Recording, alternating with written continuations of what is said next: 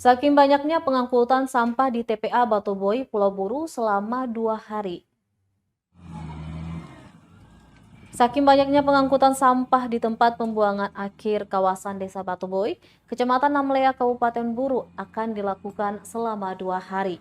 Hal tersebut diungkapkan Kepala Bidang Pengelolaan Sampah dan Limbah Bahan Berbahaya Beracun, Dinas Lingkungan Hidup dan Persampahan Kabupaten Buru Dwi Dharma Tuan Kota. Lantaran sampah sudah sangat menumpuk hingga meluber ke tepi jalan. Menurutnya untuk bagian luar bibir jalan nanti dilanjutkan besok, sekaligus menambah 3 unit dump truck.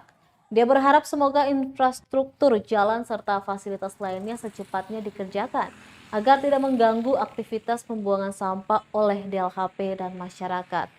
Pantauan Tribunambon.com, 1 unit alat berat jenis wheel loader dan dump truck telah diterjunkan sejak pagi tadi sekitar pukul 8 waktu Indonesia Timur. Namun hingga pukul setengah 1 siang hari, sampah juga tak kunjung terangkut semuanya. Petugas juga terlihat tetap bekerja membersihkan sampah saking banyaknya.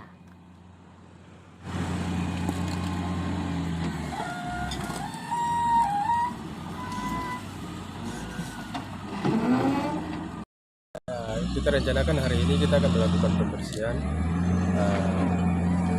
Direncanakan itu 2 hari kita melakukan pembersihan.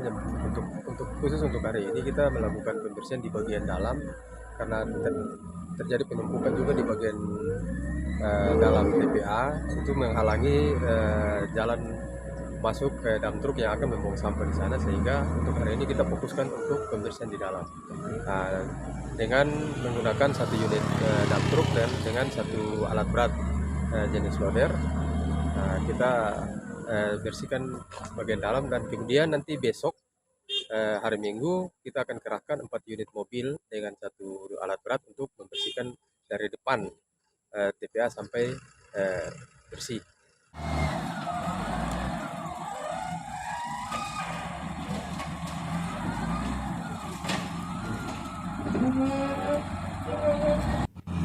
Terima kasih sudah nonton. Jangan lupa like, subscribe, dan share ya.